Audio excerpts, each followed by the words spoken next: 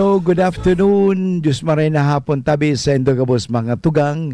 And welcome na naman po sa programang Maray na Hapon with Father Butch Bombase, OP ng UST Legazpi, ngunyan aldaw ning Miyerkules as Wednesday.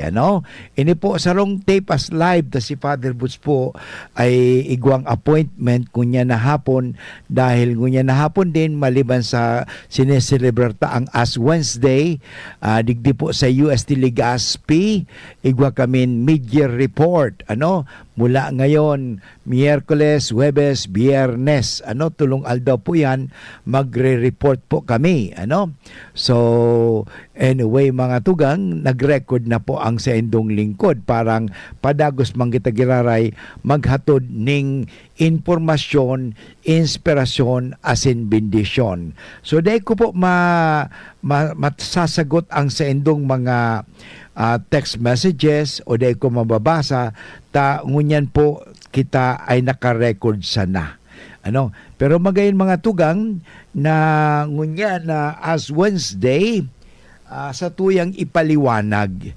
Alam mo, ngayon na taon 2026, magayon ang sa tuyang selebrasyon kang as Wednesday kasi ang sa tuyang mga tugang na mga Muslim magseselebrar din po kang Ramadan. So, magayon mga tugang February 18, 2026, Ramadan and Lent will begin on the same day. Ngunyan po. At bihira po ini mangyari. Ano kaya ini? Coincidence? Alam mo, di man tayo naniniwala sa coincidence pero naniniwala pa ko sa providence. God provides it in a way na dapat kitang mga Katoliko, mga Kristiyano, saka mga Muslim magturugang. Magturugang. Di kita magparairiwal-iwal. Di kita magralabanan, di kita magparapataasan. Ang kiputa magpakumbaba. Ay ganyan ang sa tuwing mga tugang na Muslim, magpupuon na ang sa indang day of fasting and prayer. Ganon din kitang mga Kristiyano, kita mga Katoliko, is a day of fasting, prayer and almsgiving. O ganon din po sa Muslim, may almsgiving din po sinda. Kaya magayon ini pag-usapan, very unique and meaningful. Sabihin ko nga, hindi lang coincidence, siguro providence that highlights the deep connections between Muslims and Christians. Connected tayo. Ang maganda nga dito let us be related, let us be connected rather than separated. Maganda po ito kasi after all, there is only one God. We call God in different name. Sa mga Muslim, Allah, sa tuya is God. Pero God does not mean the real name of God is God. Hindi po. Ang talaga, sinatin na God, mga tugang. And this rare alignment provides an opportunity for both faith communities to reflect on the shared values that underpin the religious practices. So, hindi po magayon ini na religious practices kang sa tuwing mga tugang na Muslim saka mga Kristiyano, such as devotion, self-discipline, compassion, and pursuit of inner transformation. Gusto ninda magbago, gusto taman magbago. So pagbabago talaga. Alam mo, sabi nga ng sarong bishop, Catholic Bishop si Jose Colin Bagaforo, describes this shared beginning as grace. It's amazing grace. Everything is grace. Emphasizing that it is more than just coincidence. Sabi ko nga mga tugang, it is more providence. Okay? It is an invitation. Maganda mag-imbitasyon po ito for believers to come together in faith and solidarity. Maganda. For after all, ang Muslim sa mga Kristiyano, ngunyan na February 18, mula ngayon, 40 days din yan, na mag-exercise tayo ng prayer, fasting, and acts of charity. Ito po ay, though rooted in different religious doctrines, serves as periods of intense reflection, prayer, fasting, and acts of charity. There are times when adherents are called to look inward. Kaya sabi nga ni, magnilay-nilay, maghurup-hurup. That we have to seek forgiveness, maghagad kita ng kapatawaran, and renew our commitment to love and service. Ini po ang magayon na sigurong pag-urulay-ulayan. Nakitang mga Kristiyano saka mga Muslim, alam mo, may parehong ginagawa. Prayer, fasting, sinda almsgiving sa atin or acts of charity. Yun po ang natin. This simultaneous observance underscore the universality of spiritual longing, and the importance of compassion in human life. It reminds us that despite differences, pagkakaiba ang satuyang pagtubod, as in ang mga gawi o rituals, Muslims and Christians are united in their pursuit of divine connection and moral renewal. So, totoo na, ang mga Muslim at tayo mga Kristiyano ay merong tayong ginagawa ngayon na Kwaresma, na tayong mapalapit sa Diyos, So, divine connection. And how will be connected with God? Through prayer. Yan. And moral renewal. Yan. The convergence challenges communities to transcend. Yan. Maganda po ito to transcend religious boundaries and work collaboratively toward common goals. Kaya siguro maganda yung paghurup-hurupan mga tugang. Caring for the marginalized, safeguarding creation, promoting peace, and healing societal wounds. Yun. Maganda po ini Furthermore, this coincidence, sabi nga nila, can serve as a catalyst for greater interfaith dialogue and understanding. So, magayon iniho na tayo mag-irintindihan, mag-urulay-ulay, kasi after all, ang fasting, prayer, and almsgiving, ini po ang may pareho ang Muslim sa kita, Mayroon din prayer sinda. May prayer man kita, may almsgiving sinda, igwaman, may fasting sinda. Maganda po ini. It offers a collective moment to pray together, act in solidarity, and recognize our shared humanity. Maganda po. In a world often divided by conflict and misunderstanding, such occasions, itong pagkakataong ito, na nagkapareho ang puon kang Ramadan, as in ang Lenten season, masasabi ito that reinforce the idea that faith can be a unifying force. Magkakasaro kita. Source of hope and peace. Kaya magayon ini So ultimately, the fact that Ramadan and Lent start on the same day this year, 2026, ito po ang encourages kita, mga Muslim, mga Kristiyano, to see our spiritual journeys. So, igwa kita ning paglalakbay spiritual as interconnected, and mutually enriching. So, maganda siguro, ngunyan, kita mga Kristiyano, ipagdasal din natin ang mga tugang tang Muslim. At kay mga Muslim, pwede nang ipagdasal din ang mga Kristiyano. Maganda po ito nagpapangadya kita, we pray for each other. Kasi maganda ito And then, we become charitable to each other. And at the same time, we fast and discipline ourselves. Yun. So, it is an invitation actually, itong pangyayari ngunyan, to embody love, compassion, and humility. Not only with their own faith communities, but across all faiths and cultures. Maganda po yung pangapudan na coincidence na yun, Bihira po yung mangyari, na ang Ramadan, saka ang Ash Wednesday, the beginning of Lent, ay magkapareho. So, itong shared experience na to, becomes a living prayer, spoken through fasting, acts of kindness, and a collective commitment to making a world a better and more compassionate place to live in. Okay?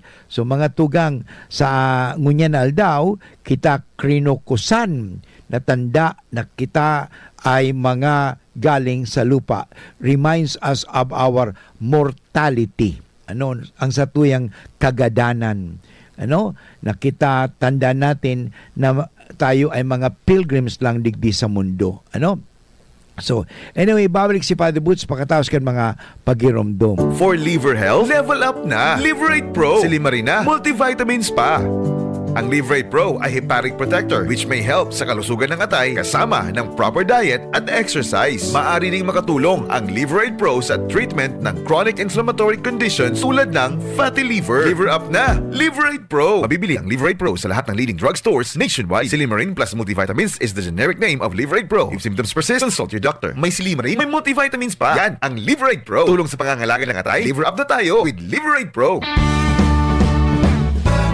Natin ang Diyos, di ako mangangamba, di ako mababalisa. Kasama natin ang Diyos, kasama natin ang Diyos. Di ako malulungkot, di ako matatakot. Kasama natin ang Diyos. Okay, balik po kita giraray sa programang Maray na Hapon with Father Boots Bombasi OP. At yun na nga ni mga tugang sa tuyang pinupunan ng unyan ang magayon na paggirumdum sa pagpapakasakit, pagkamatay ni Kristo at sa muling pagkabuhay. Yung Ash Wednesday is the beginning of the season of Lent. At ito po ay matatapos sa Holy Thursday. Pag sa Holy Thursday, magsisimula na po ang Easter Triduum. So mga tugang na ang pagpapakasakit, pagkamatay ni Kristo ay hindi nauwi sa kamatayan kundi sa muling pagkabuhay. Yan po tandaan po natin, huwag nating kakalimutan ang muling pagkabuhay. Kasi minsan ang nangyayari sa tuya hanggang sa pagpapakasakit tayo ni Kristo, hanggang kamatayan na lang tayo ni Kristo. Alam mo, sabi nga, ang ating pananampalatayang Kristiyano ay useless po yan kung si Jesus ay hindi nabuhay na magmuli. Okay? So, ngunyan na Ash Wednesday, magayon na siguro, pagirumdum tamang girare mga tugang. Ini yung tinatawag na almsgiving, or fasting and abstinence. Magayon mga tugang ini kasi, ini yung nga ni mga tugang na ginagawa natin na almsgiving na iniyo, pagirumdum iniyo sa tuya. Na kita ay makisumaro, makiisa, makibahagi sa pagpapakasakit, pagkamatay ni Kristo at lalo na sa pagkabuhay na magmuli.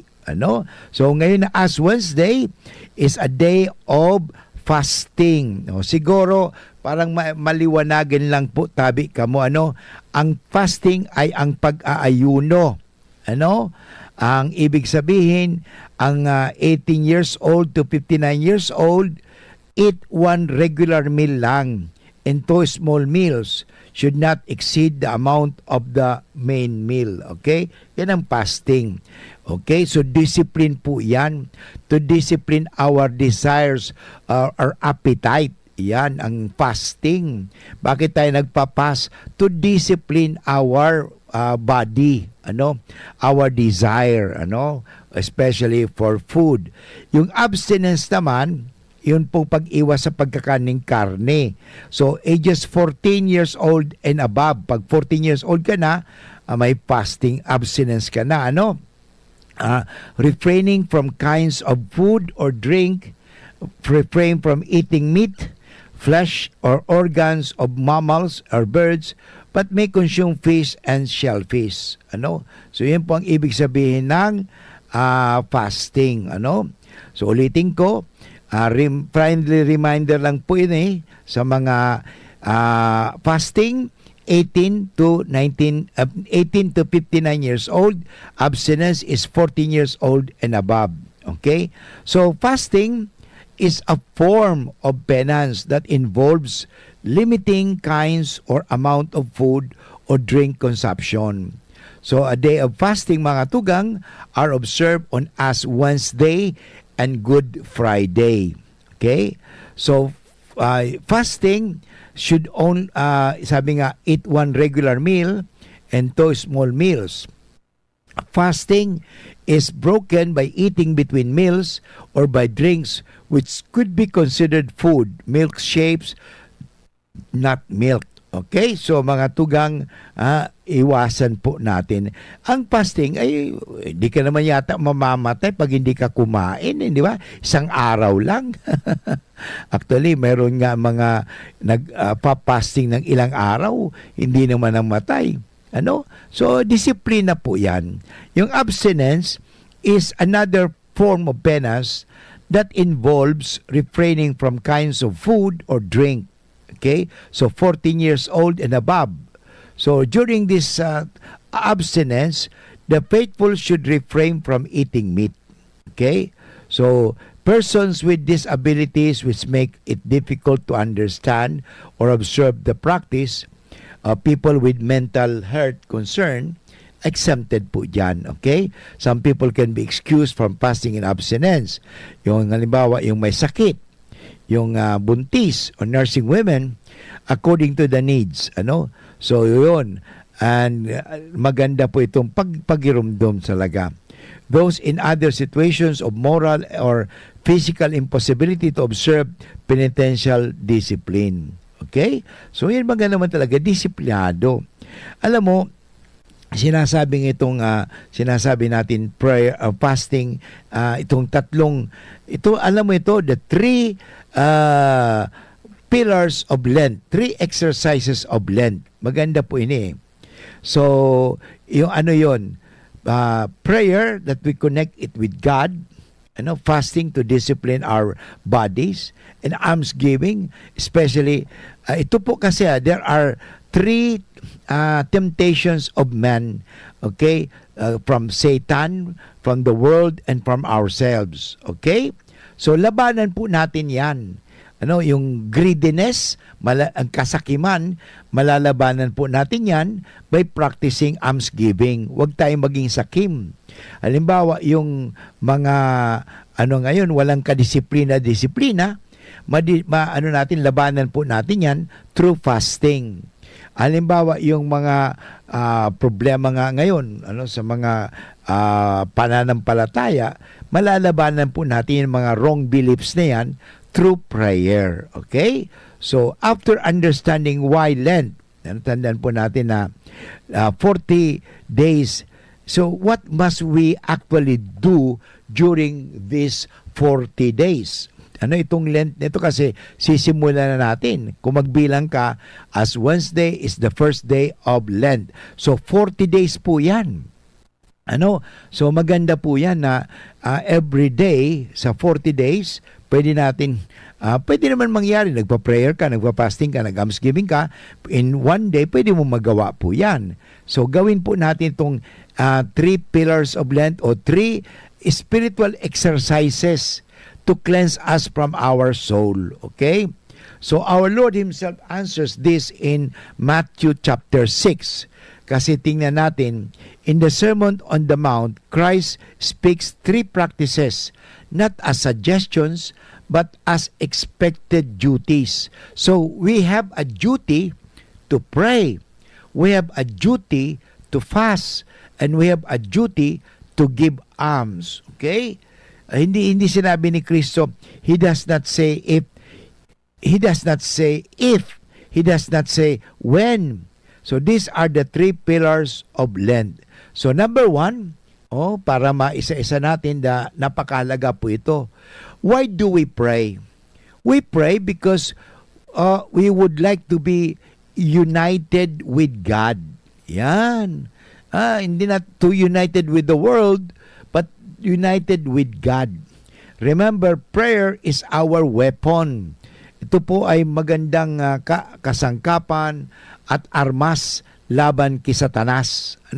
Prayer. Kaya pag hindi na tayo nagpipray, tayo po ay madaling tamaan ni Satanas. Kaya pray. Pray is the answer. Ang problema sa atin ngayon, marami sa atin, Father, wala akong panahon mag-pray. Busy ako Meeting dito, meeting doon. Wala na ako, Father, panahon magdasal kasi busy pa ako sa trabaho. Alam mo, kung hindi ka magdarasal, wala kang union with God. At tandaan mo na kahit magtrabaho ka ng magtrabaho, mag-meeting ka ng mag-meeting, sasabihin ko sa iyo, it will not guarantee you salvation. May nabalitaan na ba kayo dahil sa meeting naligtas siya? Dahil sa mga itong mga negosyo at kaabalahan na iligtas siya at napunta siya sa langit? Hindi.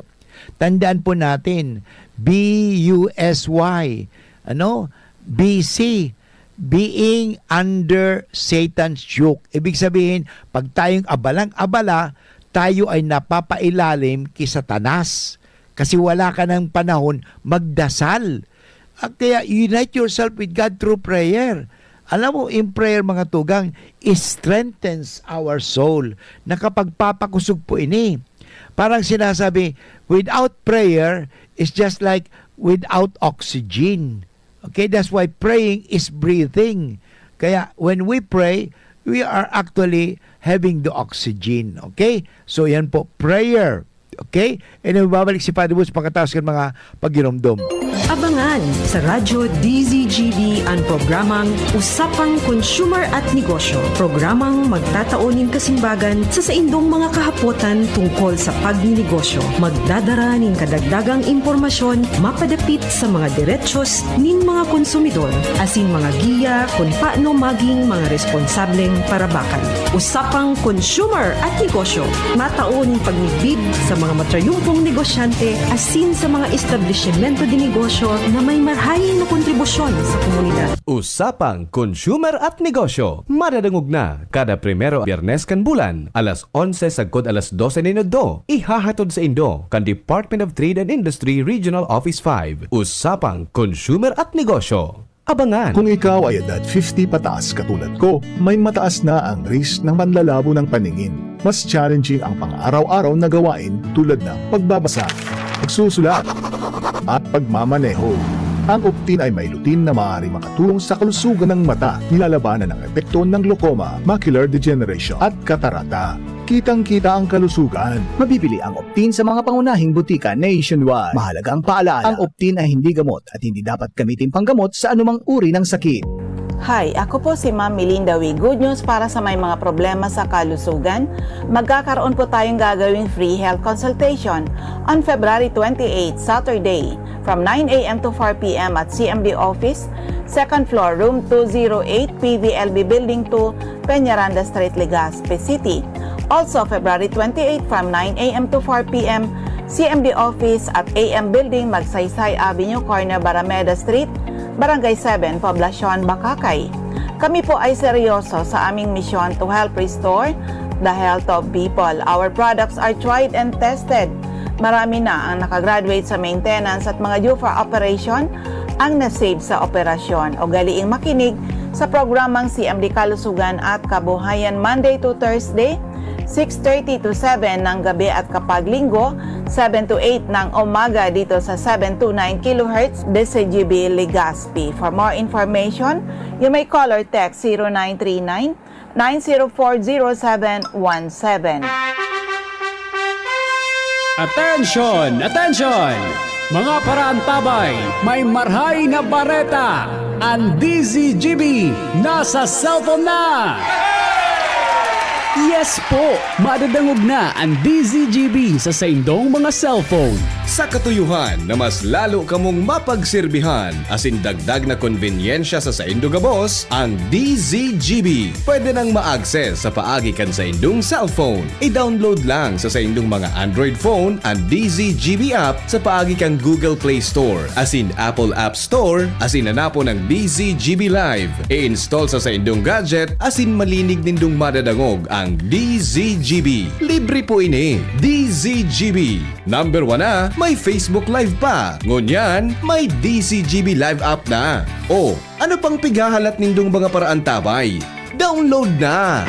Realize true comfort and relaxation at Dorotea Resort and Spa, a perfect venue for family outings, couple retreats, and various functions such as weddings, birthday parties, corporate seminars, and conferences. Dorotea Resort and Spa. We have backpackers rooms, standard rooms, deluxe, suite, and a penthouse. Also, relax and rejuvenate with our spa's invigorating treatments, services, and facilities. Dorotea Resort and Spa, Kahugutan, Bakakay, Albay. For reservation, contact us at 0917-777-5734. Find us on Facebook, Dorotea Resort and Spa. Relax, rejuvenate, and enjoy. Only here at Dorotea Resort and Spa. Abangan sa Radyo DZGB ang programang Usapang Consumer at Negosyo. Programang magtataonin kasimbagan sa saindong mga kahapotan tungkol sa pagninegosyo. Magdadara ning kadagdagang impormasyon mapadapit sa mga diretsyon ning mga konsumidor asin mga giya kung paano maging mga responsableng parabakan. Usapang Consumer at Negosyo. Mataon pagnigbid sa mga matrayumpong negosyante asin sa mga establishmento di negosyo na may marhayin na kontribusyon sa komunidad. Usapang Consumer at Negosyo. Madadangog na kada primero Biyernes kan bulan, alas 11 sagkod alas 12 ninodo. Ihahatod sa Indo kan Department of Trade and Industry Regional Office 5. Usapang Consumer at Negosyo. Abangan! Radyo Balagon ka ito, DCGB Ngunyan. Anainot, pirming nanginginutan. Always number one. Always number one. DCGB, 729 kHz. Enot sa Bareta. Enot sa Gabos. Ang oras namin ngunyan is 30 minutes after 1 o'clock. An oras hatod sa Indokang. Tanduay, celebrating 170 years of Rom excellence. Tibay ng loob, tibay Tanduay. Plemex for Kids. Mommies, agapan agad ang ubo at plemang nakabara. Pambatang lagundi, Plemex!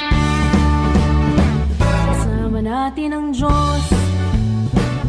Di ako mangangamba. Di ako mababalisa. Kasama natin ang Diyos. Kasama natin ang Diyos. Di ako malulungkot. Di ako matatakot. Kasama natin ang Diyos. Okay, balik po kita giraray sa programang Maray na Hapon with Father Butch Bombasi OP. Nasa third part na po tayo ng ating programa at ating tinatalakay ngayon ang tungkol sa tatlong mahalagang bagay na gawin natin ngayon na Kwaresma. Prayer, fasting, and almsgiving. Okay? So, kanina sabi ko prayer. Prayer is uniting yourself with God. So, unite. Ang pakikiisa. Without prayer, fasting becomes dieting. Without prayer, almsgiving becomes social work. Prayer during Lent should increase, not the same. Ano? Tandaan po natin, sabi sa Bible, hindi ba? Matthew chapter 6 verse 6, enter into thy chamber and pray to thy Father in secret. Luke chapter 18 verse 1, men ought always to pray and do not faint. Ano? So sa the traditional teaching, the fathers of the church teach that prayer, okay, tandaan natin enlightens the mind, nakapagpapaliwanag sa ating mga kaisipan, strengthens the will, napapakusugan sa tuyang kalooban, and draws down grace. Yun. Kaya ngayon na Kwaresma o Lent is a time to deepen our relationship with God through prayer. Okay? So maganda po yun. Deepen rosary, yung magpangaji, add spiritual reading. Halimbawa, maganda po yan, magkaroon tayo ng spiritual reading. Spend time in silent recollection. Yung bang, kasi, Father, busy lagi, wala na akong time sa Diyos eh. Wala na akong time na magdasal, wala na akong time na magsimba, wala na akong time. Pero tingnan mo, marami kang time. Marami kang time sa cellphone mo, marami kang time sa mga ibang gawain, mga makamundong gawain, pero wala kang time sa mga gawain banal. Kaya nga, pagal ka ng pagal. Tandaan mo mga tugang, ang taong palaging nagdarasal, hindi napapagal. Pero ang mga taong palaging abalang-abala sa nagkaka-stress na, nagkakasakit na, kasi nga, dahil sa pagal na pagal ka na sa mundong ito. Tandaan po natin, ang mundo nating ito talagang very cruel. Because sabi ko nga, nobody gets out of this world alive. Lahat na umaalis dito sa mundong ito, patay, pinapatay ng mundo. Kaya nga, mag-ingat po tayo. Mamatay man tayo dito sa mundo, at least tayo mapunta sa langit. Tandaan natin, magdasal. Why? Prayer feeds the soul. Talaga ang importante mga tugang yan eh. Ang pagpapangaji, yan po ang pagkakankan sa tuyang kalag. Kaya kung halimbawa, ang kalag mo, dahil mo pinapakakan, magugutom yan. Ang pinapakakan lang natin ang sa tuyang hawak. Binubusog lang natin ang sa tuyang hawak. Kaya nga, spiritually malnourished tayo. Kaya dapat talagang healthy tayo. Kaya ngunya na Lenten season, let us be spiritually healthy. Pero paano tayo magiging spiritually healthy? Then, pray. Prayer feeds the soul, mga tugang. So, number 2, magandang fasting. When we fast, it is disciplining the body. Kasi ang sa tuyang body, marami tayong mga appetite. Yung sex, yung ating food appetite. Marami. So, we have to discipline our body. Kaya nga, iyan po ang ibig sabihin ng let us discipline all our desires. Yung mga ating kagustuhan. Because, tandaan mga tugang, if we will not discipline our body, walang disiplina, we will weaken. Manghihina tayo. Kaya nga maganda yun, exercise eh. Kasi pag nag-exercise ka, lumalakas ka, you build muscle. And one thing to build muscle, magiging malakas ka na. Why? Because discipline. Fasting weakens the flesh so the spirit may rule. So importante mga tugang, ang ating mga flesh, ang ating katawan, ay mga tugang, dapat hindi siya ang maghari, kundi ang maghari ay ang ating kaluluwa. Kasi ang ating kaluluwa, yan po talaga ang hindi mamamatay. Hindi mawawala. One time sinabi ko nga, di ba, naalala na yung kwento kong The Four Wives. Alagang-alaga palagi yung fourth wife. Yung first wife, which is the soul, hindi mo inaalagaan. So, alagaan po natin yan. Tandaan po natin na pag-alaga nito ay ang pagdidisiplina ng ating katawan. Disiplinahin natin ang ating katawan. So, actually, si Jesus nga, dinisiplina niya ang sarili niya. Kahit na wala naman siyang kasalanan, He fasted 40 days.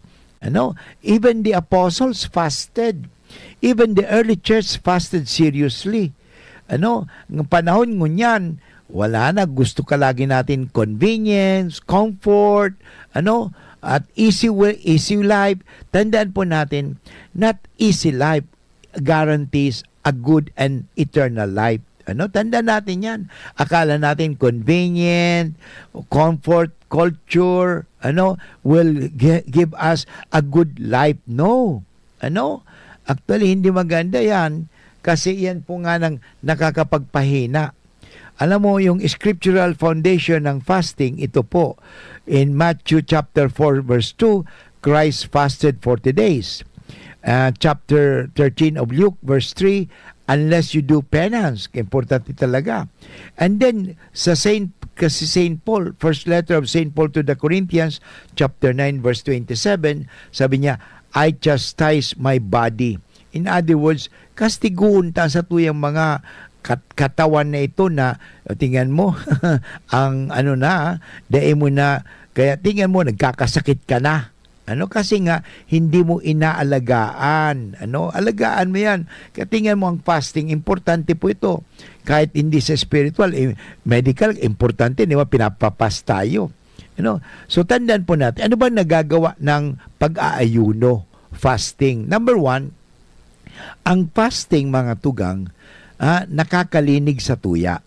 It purifies our desires. Na nalilinigan kita kasi sa tuya mga desires, and detaches from worldly pleasures, strengthens self-control, make reparation for sin. Maganda po talaga yan. Yun. Kasi pag hindi po natin linilinigan ang satuyang mga sadiri, lalo na ang satuyang hawak, kita ay marumi. Kaya linisan natin yan. At the same time, detach, dapat ilayo natin yan sa mga worldly pleasures. Kasi tingnan mo yung mga worldly pleasures na ito, talagang malaking epekto yan sa hindi magandang buhay. Kasi akala natin pleasures ng pleasures. Hindi po. Actually, after this worldly pleasures, ang mapapasok is pain. Pain. Kaya mahalaga po ito. And remember, ang fasting strengthens self-control. Kasi nga, nadidisiplina mo ang sadiri mo eh. Importante sa panahon ngayon, kulang na, Father, ang pagdidisiplina eh. Totoo talaga naman, kahit ito na lang eh. Ako palagi nasa kalsada kasi nagda-drive po ako. Nagda-drive po ako. So, makikita ko yung disiplina lang sa kalsada, wala nga eh. Yun lang. O disiplina sa eskwelahan. Kasi nasa eskwelahan din po ako. Disiplina sa lipunan. Disiplina sa bahay. Wala na eh. Kaya maganda po itong fasting na ito. Nagpapagirumdum sa tuwin ito na magkaigwa kita ng disiplina, self-control, to control ourselves. Kasi hindi pwedeng, sige lang, bahala na, sige lang. No. At ano ang fasting? Fasting makes reparation for sin. So nakakatabang po iyan na sabi nga ni, hindi lang maibsan, kundi mawala ang kasalanan. So the Roman Catechism, the Council of Trent, teaches that fasting restrains concupiscence. Eliminates the mind to God. Fasting trains the will. Okay, so yung ating mga kalooban. So talagang natitrain ang ating mga kalooban. Okay, fasting trains the will. Okay, so anyway, babalik si Father Boots pagkatapos kan mga pagirumdum. Ubo ng anak, nakababahala, baka plema. Para dyan, Plemex for Kids ang pambato ko. Ang Plemex for Kids ay gawa sa lagundi. Tinutunaw at pinalalabas ang plema. Ginhawa para sa bata, peace of mind para kay mommy. Camille Prats Yambao po, nagfi-flex for Plemex.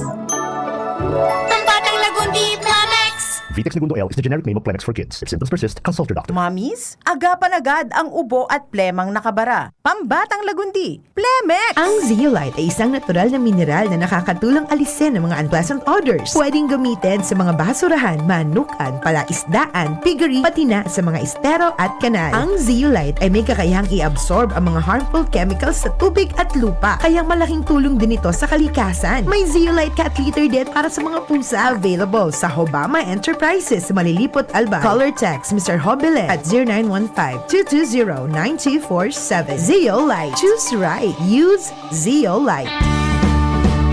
Kasama natin ang Diyos. Di ako mangangamba. Di ako mababalisa. Kasama natin ang Diyos.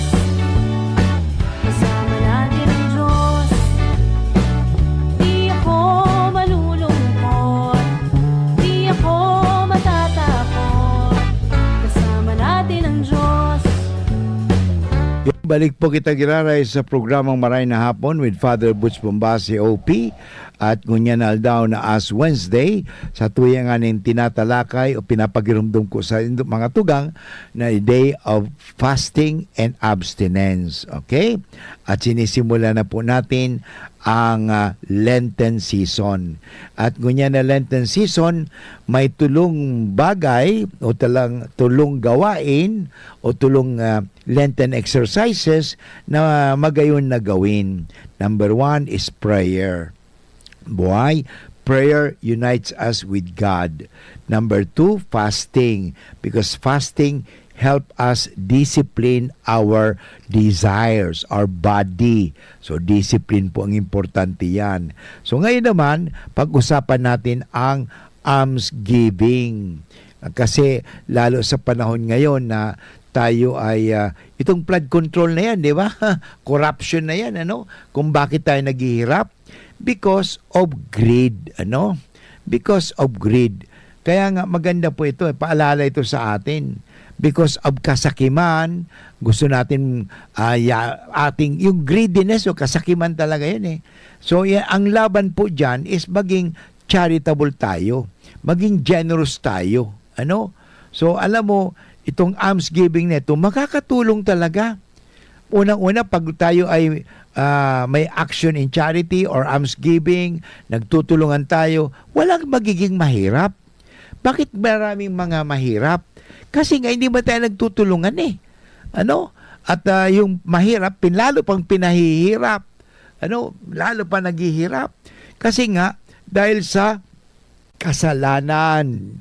Ano, Father, ang kasalanan na yan? Kasalanan ng kasakiman. Ano? So, yun po talaga ang problema eh. Ano? Ng kahirapan. Kaya nga, ngayon na Lenten season, maganda po yun, magbigayan tayo at mawawala po ang korupsyon kung tayo ay maging mapagbigay, hindi corrupt. Ano, kasi ang corruption kasi akin lang yan. Ano? So ang importante mga tugang, we have to be generous to people, especially the poor. Ano? Kaya mahalaga po ito, yung almsgiving. Okay? So pagtulong sa mga mahihirap, ano? Parang sa ganun, wala nang magiging mahirap, ano? Kasi yung mga mahirap ay nabibigyan ng pagkakataon na makapagtrabaho at the same time itong mga tugang na hindi na tayo magiging mahirap. Ano, kasi nga meron tayong ugaling bigayan. Nagiging mahirap lang man tayo kasi hindi equal ang distribution of goods. Ano, tandaan po natin 'yan. Ano, kaya itong almsgiving, magandang exercise ito. Almsgiving meaning charity in action. Ano, that we have to be charitable. So almsgiving repairs the damage of selfishness, kasakiman. Okay? It is not only money. Actually, sabi nila, ang kasakiman, hindi lang po yun sa ayaw magbigay ng pera, kundi minsan may mga taong ayaw na magbigay ng panahon. Ano? Ayaw magbigay ng panahon. May problema ng tao. Pwede mo ba akong bigyan ng panahon? May gusto kitang makausap. Hindi, busy ako eh. Yun, wala kang panahon. Ano? So, masyado kang greedy sa iyong panahon, no? So, it is not only in money, but also damage itong selfishness in time, ano? And sometimes, yun din, selfishness in forgiveness. Ayaw ko magpatawad, Father. Ano? Yun, masama po yan. Kaya nga maganda pong ang ibig sabihin ng almsgiving, forgive. Ano? Forgive, okay? So magpatawaran. O isa pa yung magandang gawin natin. Tinatawag nga natin na maganda po magawin ito na tinatawag natin na sabi na ito po maganda na gawin pagpasensya, patience. So almsgiving is not only about money, but we also have to give time. We have to give forgiveness. We have to be patient. We have to give patience. Ano? So, yan ang importante.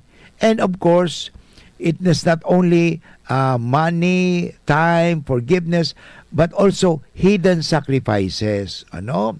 So, yan pa talaga importante. Sabi nga sa Proverbs chapter 19, verse 17, "He that hath mercy on the poor, lendeth to the Lord." So, ibig sabihin, nagbibigayan.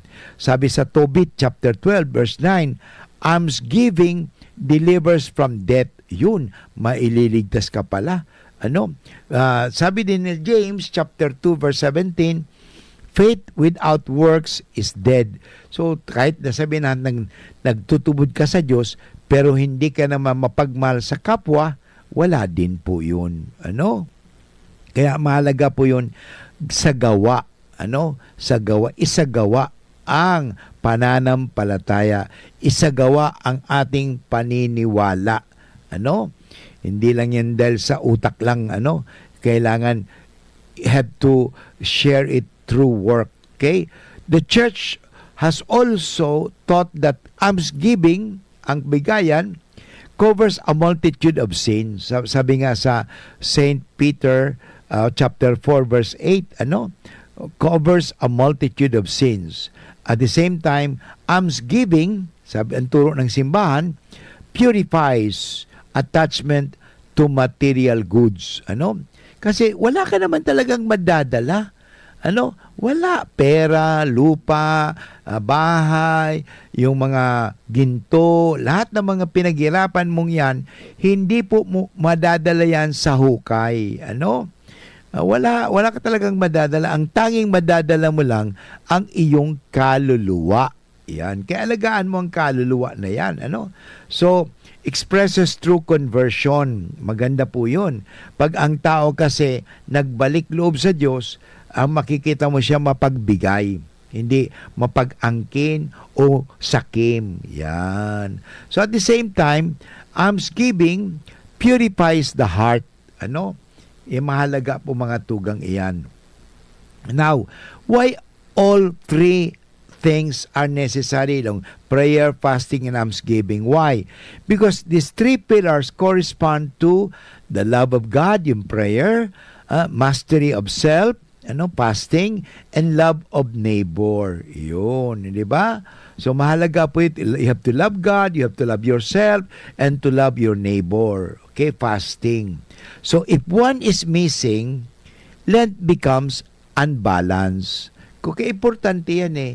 Ulitin ko prayer, okay, is love of God. Fasting is love of yourself.